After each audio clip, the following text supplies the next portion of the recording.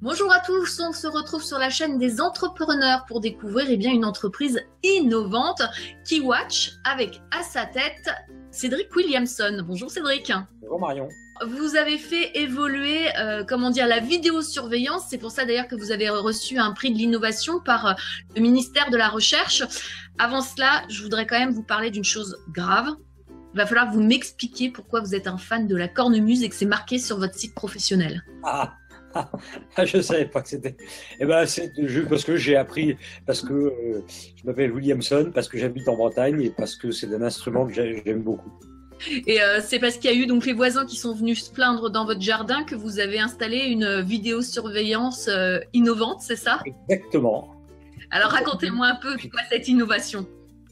Mais en fait, on a reproduit ce qui était jusqu'à maintenant des systèmes lourds déployés dans des banques ou des aéroports sur une technologie légère qui est la technologie de l'Internet, en conservant les prérequis de la sécurité, de la disponibilité des flux vidéo, pour que tout à chacun puisse mettre de la vidéo pour surveiller ce qu'il a envie de surveiller, ou tout simplement se rassurer parce qu'il n'est pas chez lui, qu'il a ses ados chez lui quand il est parti en week-end, qu'il veut surveiller son chien, son chat, son poisson rouge. On a énormément d'utilisateurs très différents les uns des autres, dont le besoin est de voir quelque chose qui leur est cher, que ce soit dans le monde particulier ou le monde professionnel.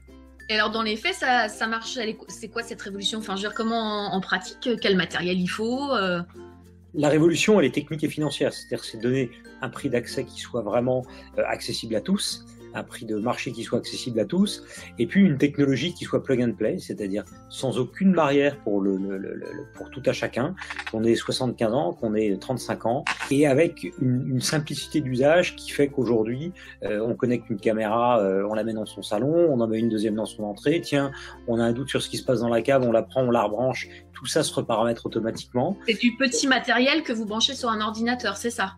On le met où on veut, il communique directement avec la box ADSL, il n'y a pas besoin bien sûr d'ordinateur connecté, et on se connecte à cette caméra à distance, sur un smartphone, sur une tablette, n'importe quel PC, et on voit ce qui se passe, on peut recevoir des alertes vidéo, on peut faire des enregistrements vidéo, tout ça étant sauvegardé sur nos serveurs sécurisés. C'est-à-dire que, par exemple, j'ai vu que l'ordinateur, enfin la vidéosurveillance peut m'alerter qu'il y a une personne qui est tombée chez moi, mais un de mes proches qui est tombé. Comment Exactement. Ça marche, ça?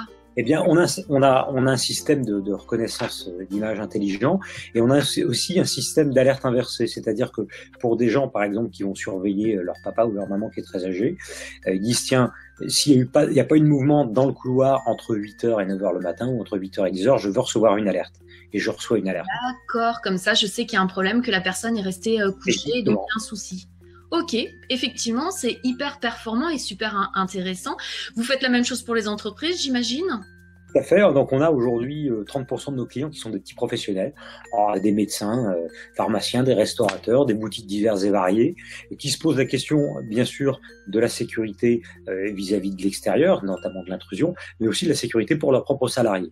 Vous nous avez dit que c'était abordable, donc quel coût pour le grand public? Alors, 9,90 € par mois, puisque c'est un abonnement qui comprend l'ensemble du service sécurisé, tout ce qui est maintenance à distance, etc.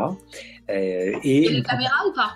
Et une première caméra, 29 €, caméra intérieure. Ensuite, on peut en rajouter plusieurs, ce qui fait qu'aujourd'hui, en moyenne, les gens en ont entre 2 ou 3 par client. Excusez-moi, pour être sûr de bien comprendre, je paye 29 € une fois ma caméra, c'est tout, ou tous les mois?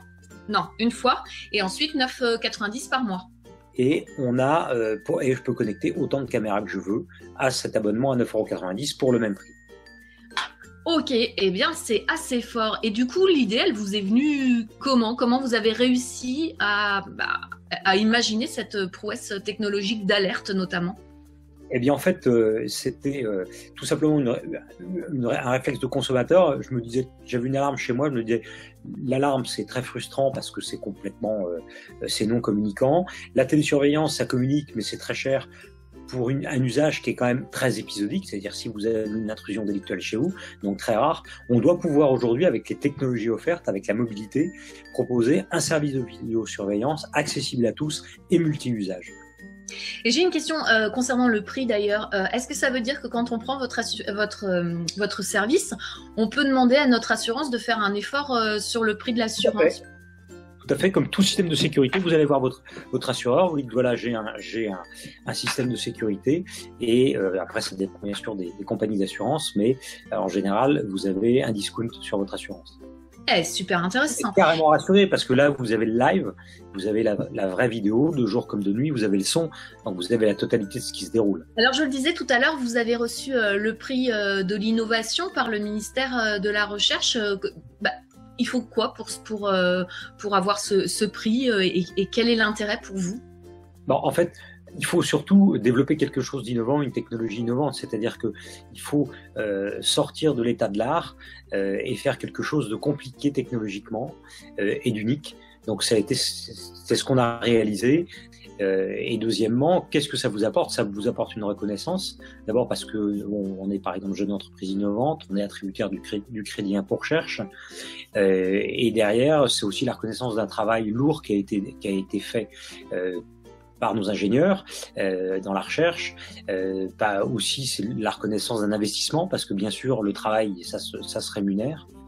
Et je dirais le côté, ça c'est le côté obscur de la force, qu'on travaille dans l'ombre. Le côté clair de la force, c'est de voir aujourd'hui ces grands acteurs industriels qui s'intéressent à nous parce qu'on a développé cette technologie-là. Et alors, qu'est-ce qu'ils vous demandent? Qu'est-ce qu'ils sollicitent?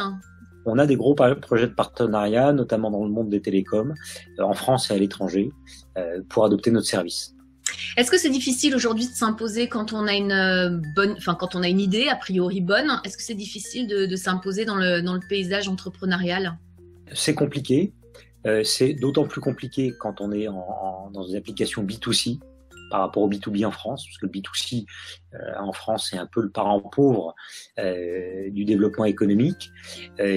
Ensuite, il faut retrousser ses manches, et c'est comme dans tout business, il y a de bonnes opportunités, il y a des risques, il y a des difficultés, mais la difficulté aussi, ça amène de l'intérêt, parce que quand c'est contourné, ça donne beaucoup de satisfaction.